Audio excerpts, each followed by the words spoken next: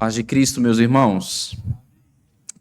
Quero convidar vocês a abrirem juntamente comigo suas Bíblias no livro do profeta Jonas,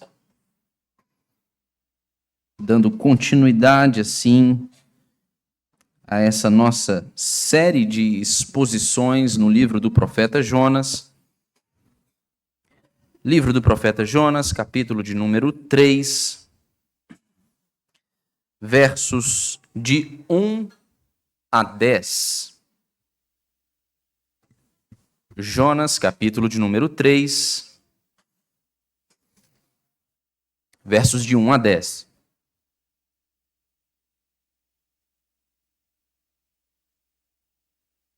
Eu irei fazer a leitura, os irmãos podem acompanhar silenciosamente, lembrando aos irmãos que eu tenho utilizado aqui a versão Nova Almeida atualizada, algumas poucas diferenças, mas que não vão atrapalhar os irmãos de entenderem aquilo que diz o texto bíblico, e aqueles que puderem, eu gosto sempre de pedir para que continuem, mantenham suas Bíblias abertas para que nós passemos a exposição do texto bíblico. Nos diz assim a palavra de Deus, no capítulo 3 do livro do profeta Jonas, nos versos de 1 a 10. A palavra do Senhor veio a Jonas pela segunda vez, dizendo: levante-se, vá à grande cidade de Nínive e pregue contra ela a mensagem que eu lhe darei. Jonas se levantou e foi a Nínive, segundo a palavra do Senhor. Ora, Nínive era uma cidade muito importante diante de Deus. Eram necessários 3 dias para percorrê-la. Jonas começou a percorrer a cidade caminho de 1 dia e pregava, dizendo: ainda 40 dias e Nínive será destruída. Os ninivitas creram em Deus. Proclamaram um jejum e vestiram roupa feita de pano de saco, desde o maior até o menor.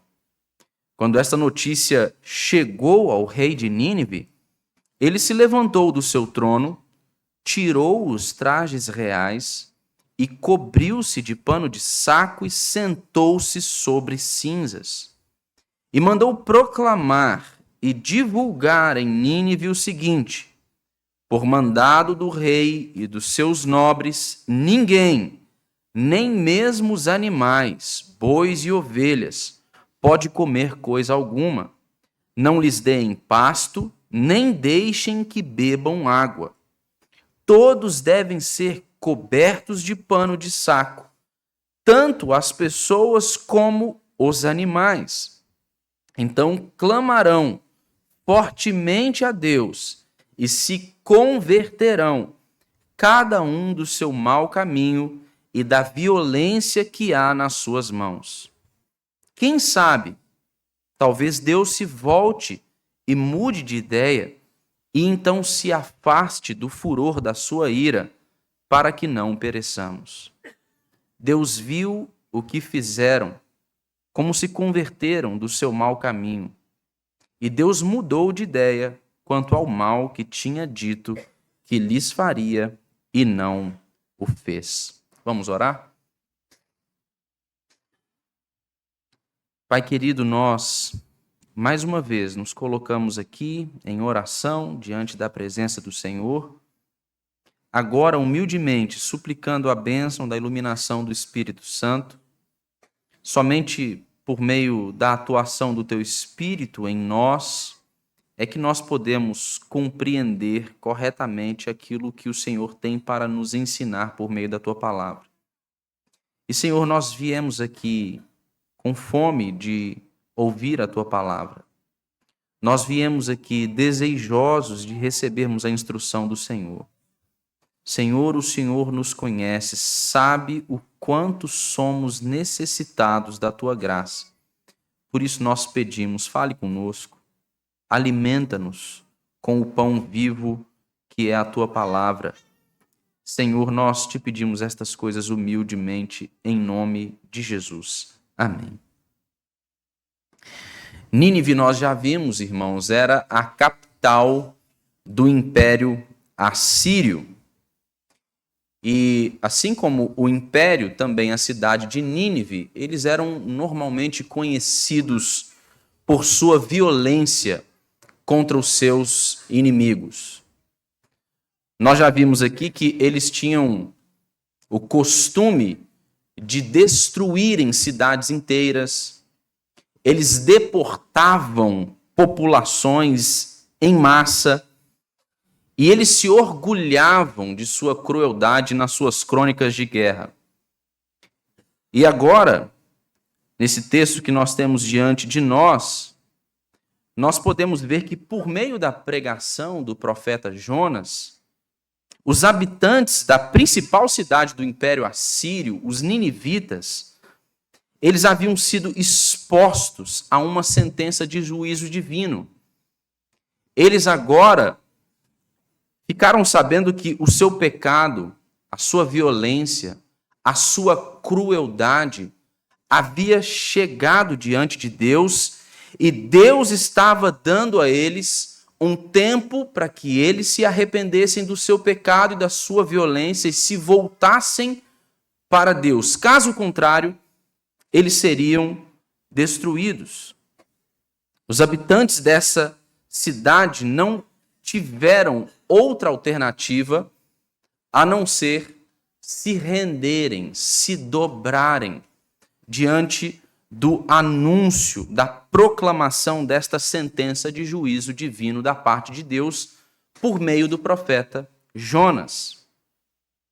Essa era a realidade de Nínive. Mas há também, e nós devemos considerar neste texto, e em todo o livro do profeta Jonas, a realidade do próprio profeta.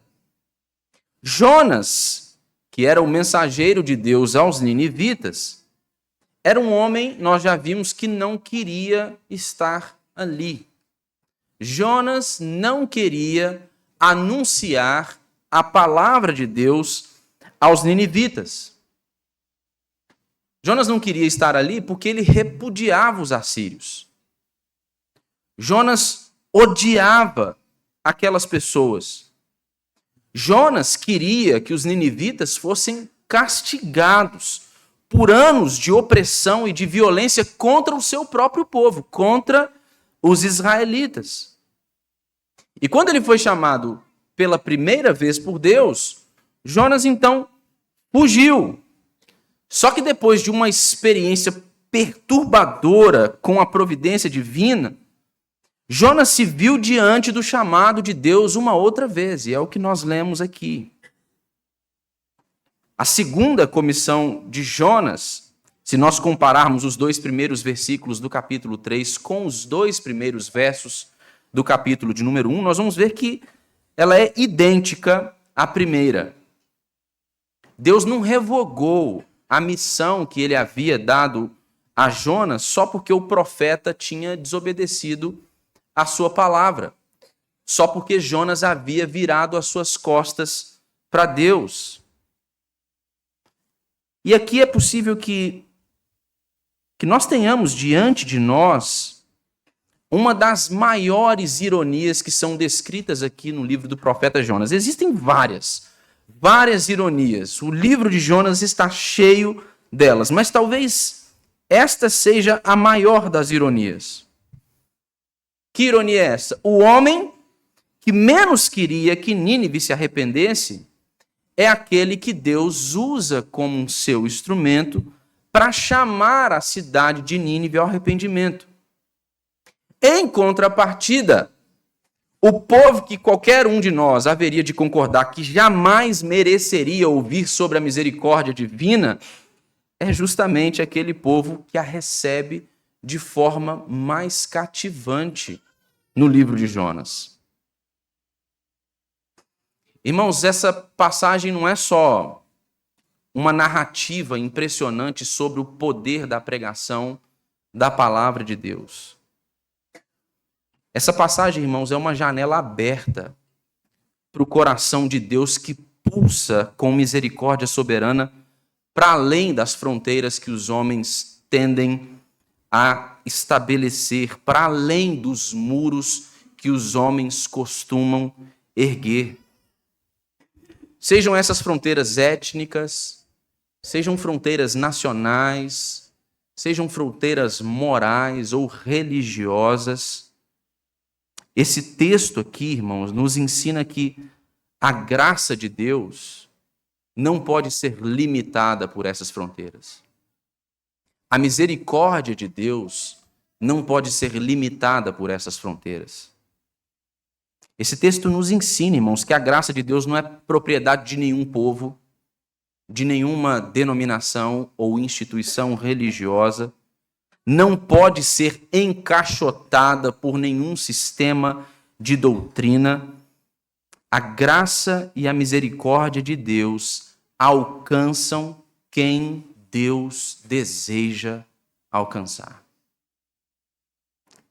Essa é a grande lição desse texto para nós hoje. Nós vamos ver que a misericórdia soberana de Deus, ela não possui fronteiras e ela se revela pela proclamação da sua palavra. Eu quero chamar a sua atenção para os 3 primeiros versos. Versos de 1 a 3, a parte A do verso 3. O texto que nós lemos diz assim: a palavra do Senhor veio a Jonas pela segunda vez, dizendo: levante-se, vá à grande cidade de Nínive e pregue contra ela a mensagem que eu lhe darei. Jonas se levantou e foi a Nínive, segundo a palavra do Senhor. Aqui nesses versos nós veremos como a palavra de Deus, o poder da palavra de Deus, revela a sua misericórdia restaurando o profeta Jonas, e nós vamos ver também como é a palavra de Deus que governa a sua missão.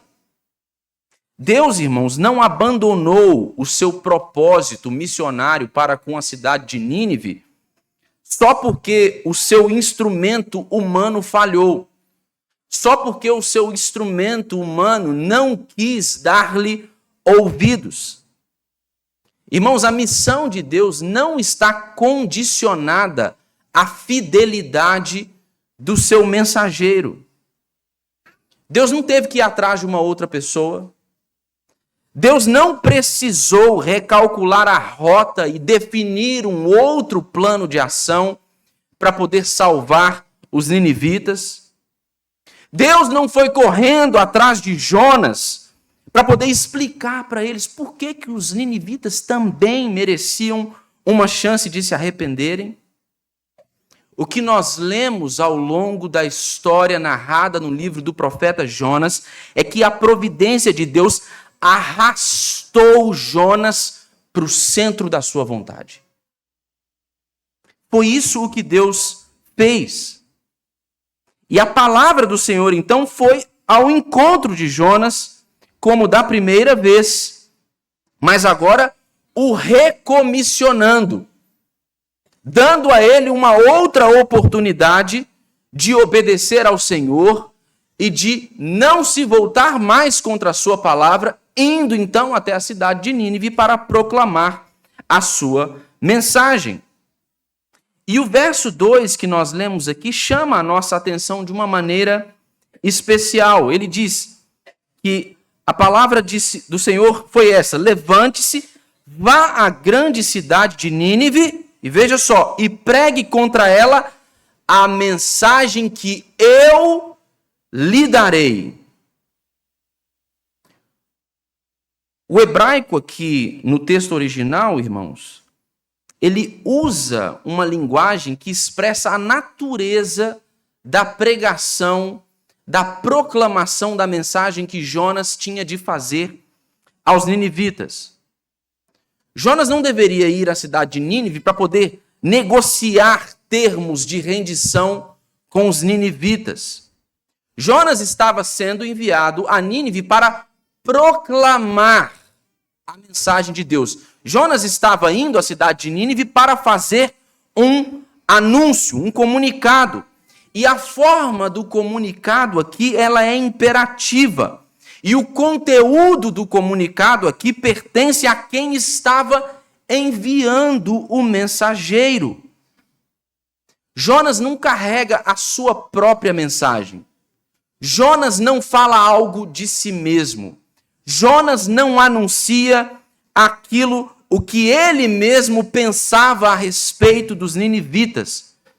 Nós vemos aqui, com base no verso 2, que é a palavra de Deus que Jonas deveria anunciar aos ninivitas. E essa distinção aqui, irmãos, é fundamental para a gente conseguir entender o que vai acontecer nos versículos seguintes. O impacto da pregação de Jonas, irmãos, não se deve à própria capacidade de comunicação de Jonas.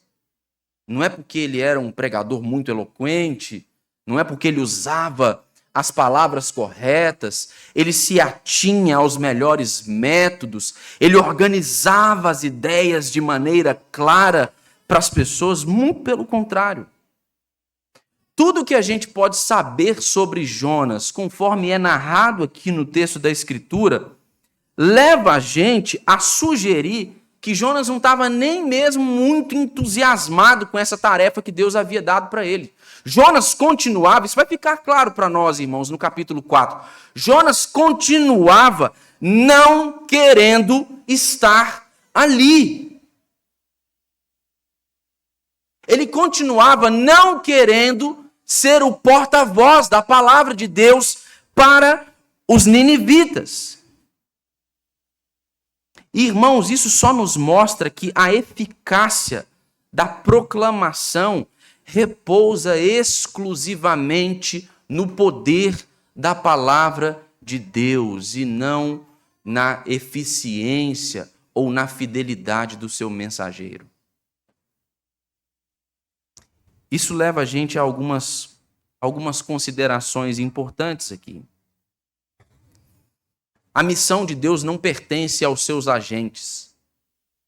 A missão não pertence aos missionários. A missão é de Deus.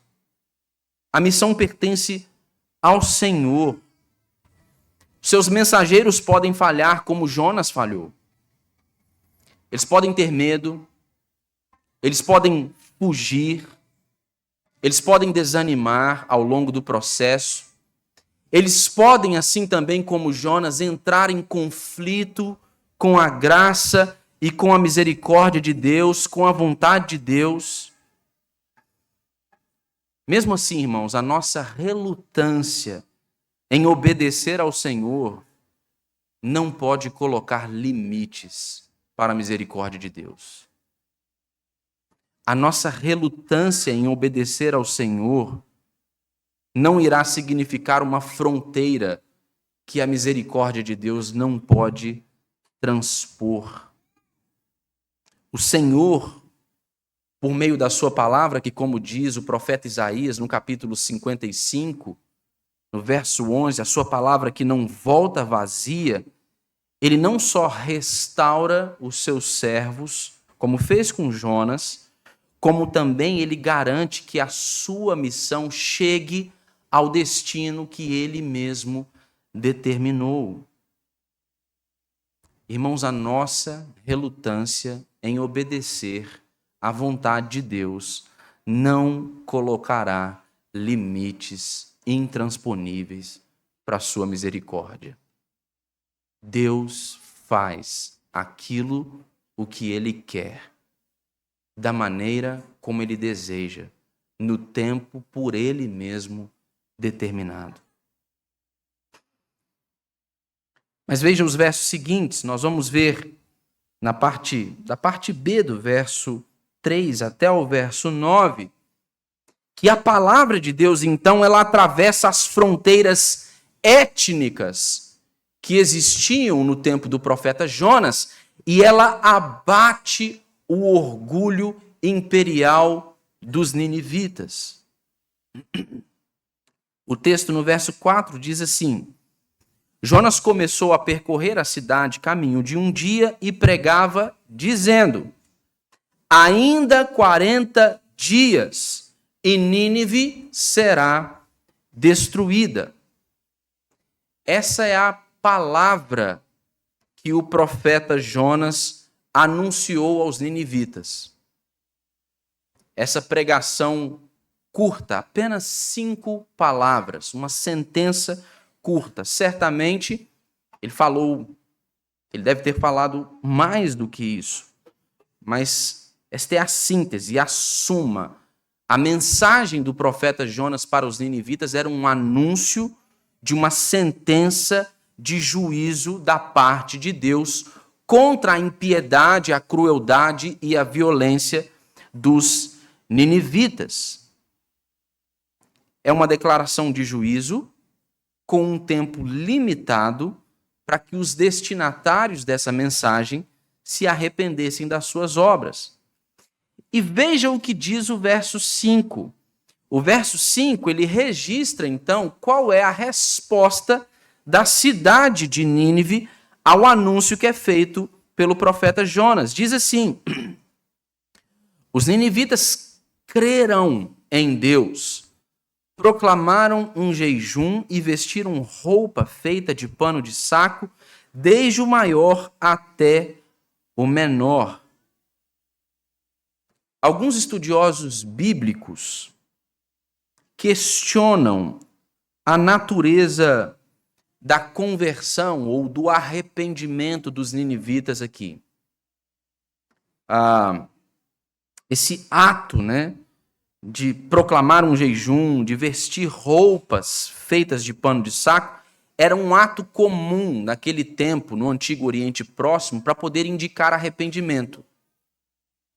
Então, é muito provável, os estudiosos vão dizer, que mesmo os assírios, os ninivitas, eles praticassem esse tipo de gesto como maneira de indicar o seu arrependimento em face de algo.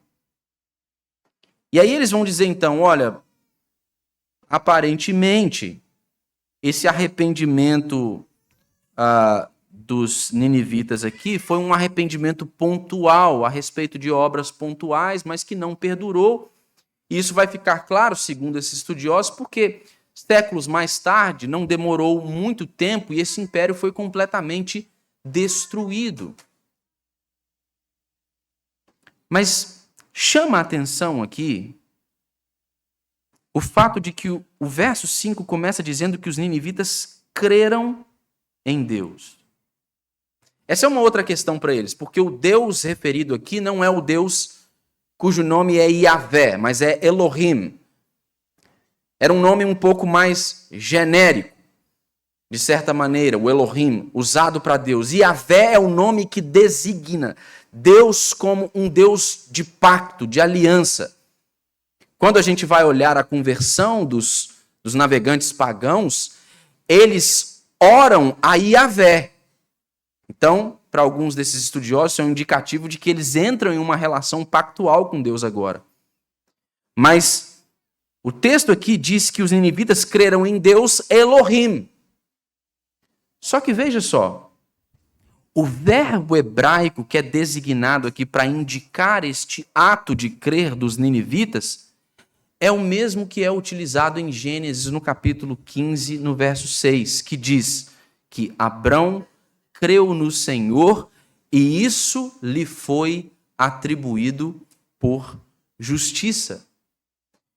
O mesmo termo hebraico usado aqui para falar sobre a fé, o ato de crer dos ninivitas, é o termo que é usado para falar sobre a fé de Abraão. Por isso, irmãos, eu creio que estes ninivitas que se arrependeram de seu pecado, eles de fato creram no Senhor. Eles se converteram do seu mau caminho. E o argumento que deixa isso mais claro para nós é que mais tarde, lá em Mateus, no capítulo 12, nós já citamos esse texto aqui algumas vezes, o próprio Jesus se refere aos ninivitas e ao seu arrependimento, a sua conversão, como tendo sido verdadeiras. Quando os mestres da lei, querendo pregar uma peça em Jesus, pedem sinais a eles, ele diz que o único sinal que ele haveria de dar a eles era o sinal do profeta Jonas. E ele vai dizer, então, que no dia do juízo, os ninivitas irão se levantar para julgar aquelas pessoas, porque quando eles ouviram a palavra de Deus, eles se arrependeram, eles se converteram do seu mau caminho. E a extensão desse arrependimento dos ninivitas aqui, irmãos, vai dizer o texto, ela não se espalhou somente por partes daquela sociedade, pelos rincões daquela sociedade, entre os mais pobres somente, mas do maior para o menor, todos se renderam ao Senhor. E o texto vai dizer que esse arrependimento alcançou o próprio rei de Nínive. É o que vai dizer o verso de número 6.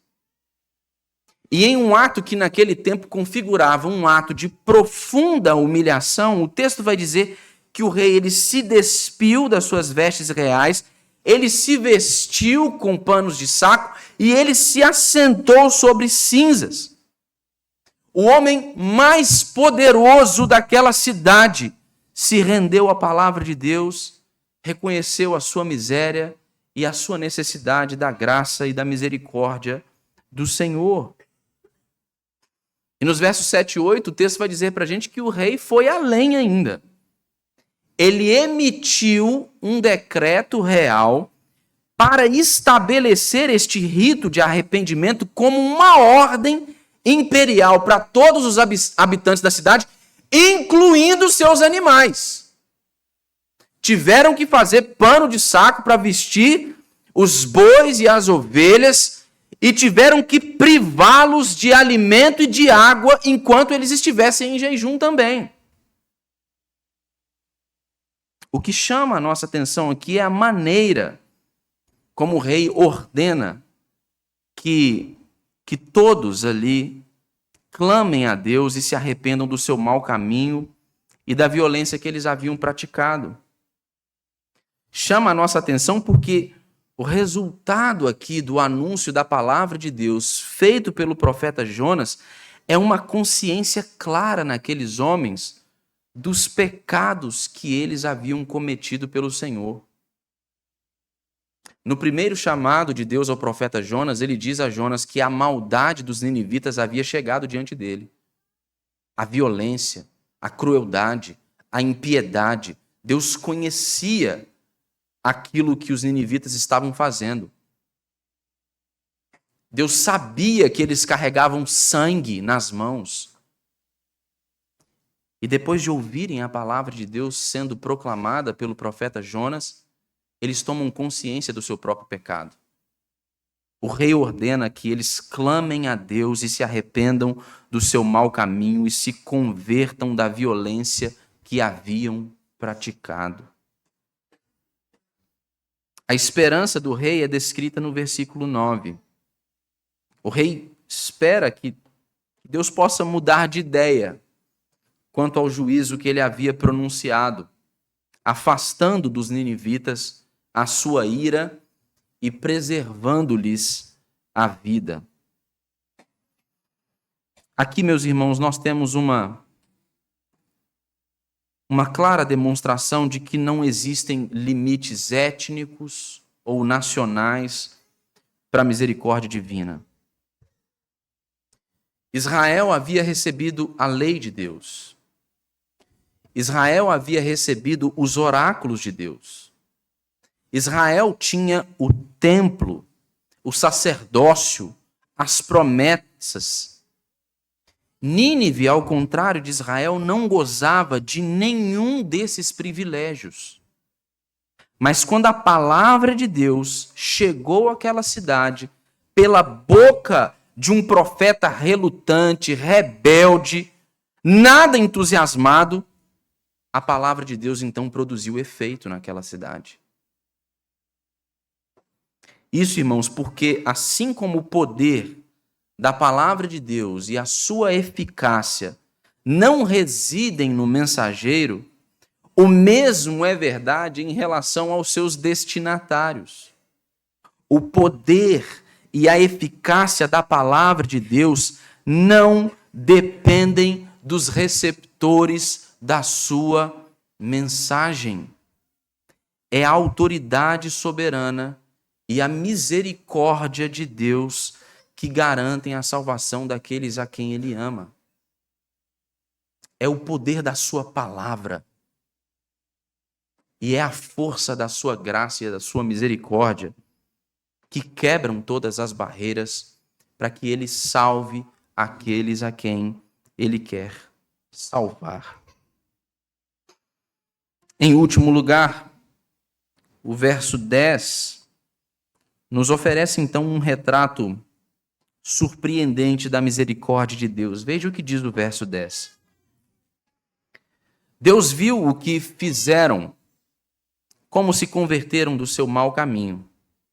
E Deus mudou de ideia quanto ao mal que tinha dito que lhes faria, e não o fez. Esse é um texto complicado. Para muitos é um texto que parece afirmar algo contrário ao que é dito, por exemplo, por Josué, que Deus não é filho do homem para que minta ou que se arrependa. É um dos textos, das ocorrências complicadas que indicam um possível arrependimento de Deus, né? Alguma variação, mudança na vontade de Deus. Mas não é isso o que o texto indica ao afirmar que Deus mudou de ideia quanto ao mal que tinha dito que faria aos ninivitas e não fez. O que a gente tem aqui diante de nós é uma das ocorrências do que nós chamamos de antropopatismo na teologia. O antropopatismo, presente no Antigo Testamento, é um termo que ele é utilizado para poder se referir a todas as vezes em que emoções, sentimentos, paixões humanas são atribuídos a Deus. Nós temos, por exemplo, antropomorfismos no Antigo Testamento, quando formas humanas são usadas para referir-se a Deus. E todos nós sabemos que Deus é espírito, Deus não é um homem. Mas na linguagem bíblica, na linguagem hebraica do Antigo Testamento, era comum que eles usassem esses artifícios para revelar algo a respeito de Deus e da sua vontade.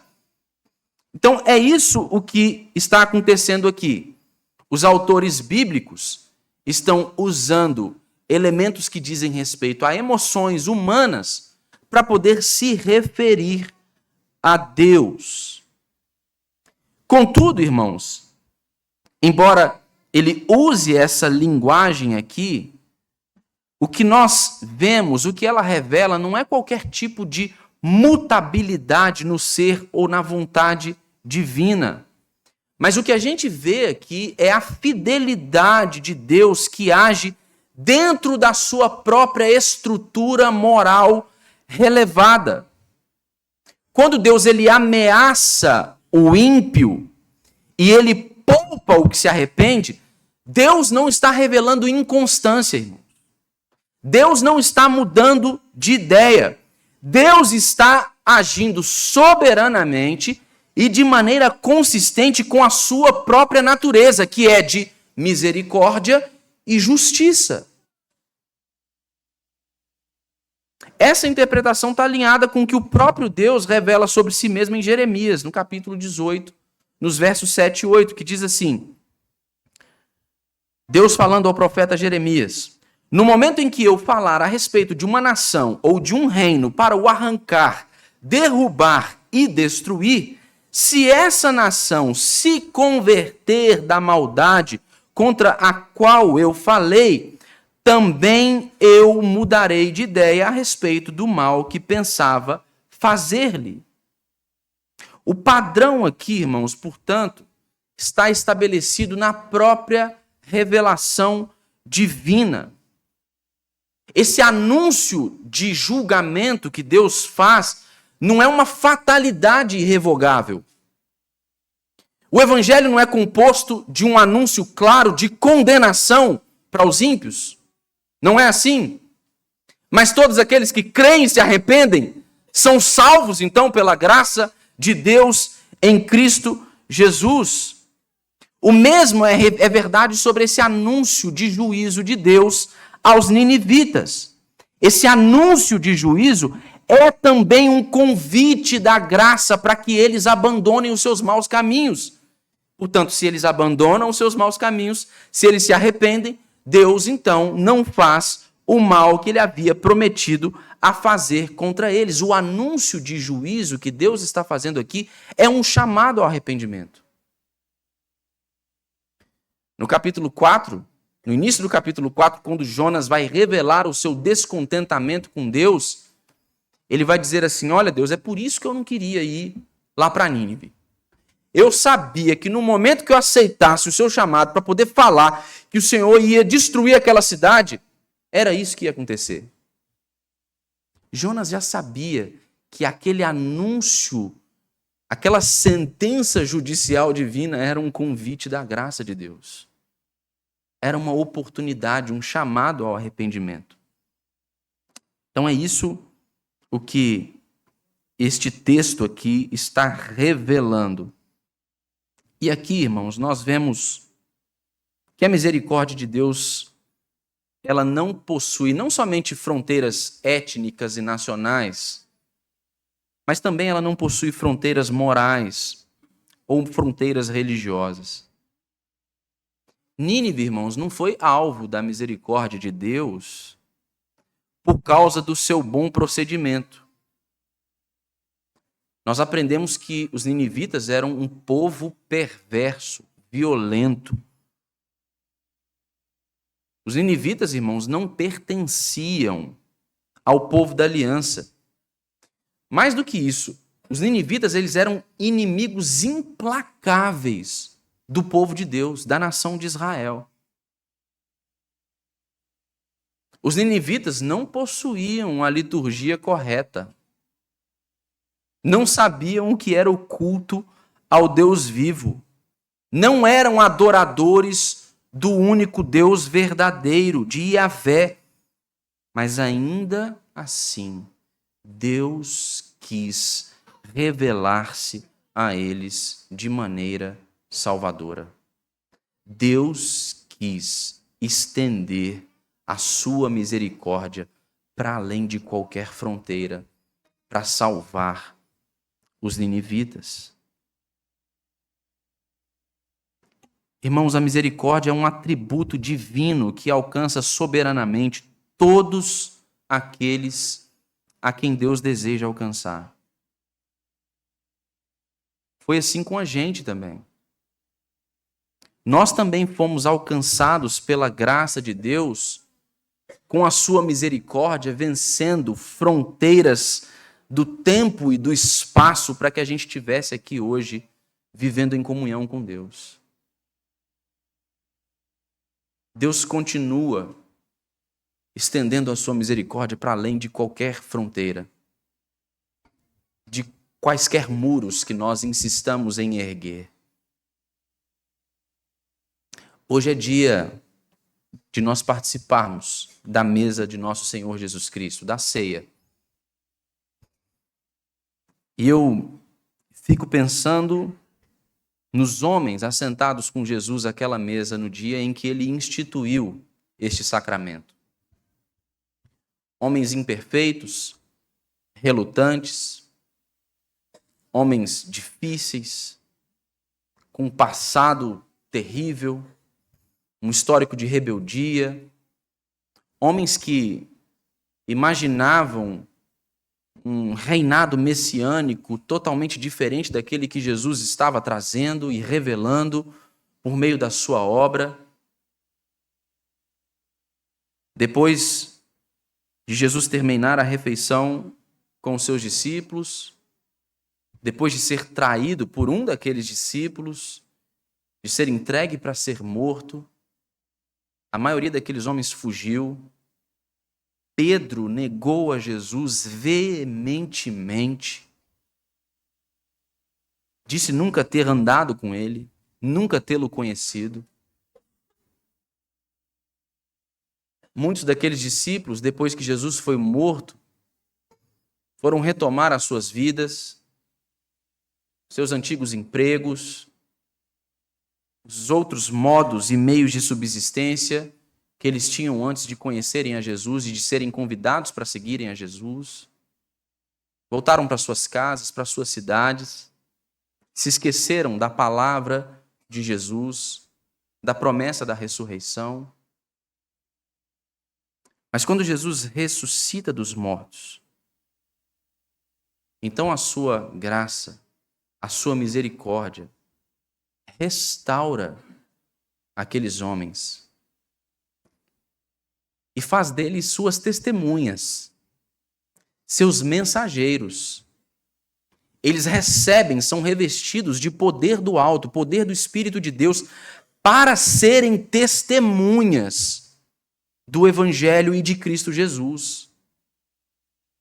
Aqueles homens imperfeitos, pecadores, foram homens habilitados pelo poder do Espírito a pregarem a palavra de Deus e a assistirem à misericórdia de Deus, alcançando os povos para além de qualquer fronteira. Jesus, inclusive, deixou isso muito claro na sua comissão aos seus discípulos. Aquilo que, de alguma maneira, já se apresentava ao longo de toda a narrativa bíblica, em especial na experiência de Jesus, nas suas interações, por exemplo, com a mulher samaritana no poço e com outros personagens que não pertenciam à nação de Israel, Jesus então deixou claro na sua comissão aos seus discípulos.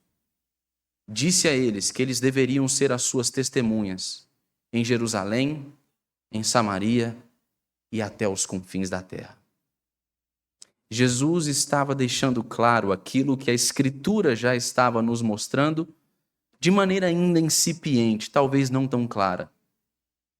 Mostrando que o propósito de Deus, o propósito redentor de Deus sempre foi estender a sua graça para além de quaisquer fronteiras étnicas, nacionais, culturais, morais ou religiosas.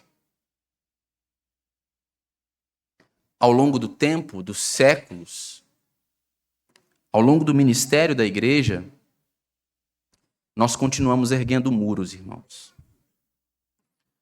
Nós continuamos impondo limites para a misericórdia de Deus. Mas eu sempre digo que é tolice, é burrice lutar contra Deus, porque Deus sempre ganha. Deus sempre vence. E Ele nos tem vencido com graça.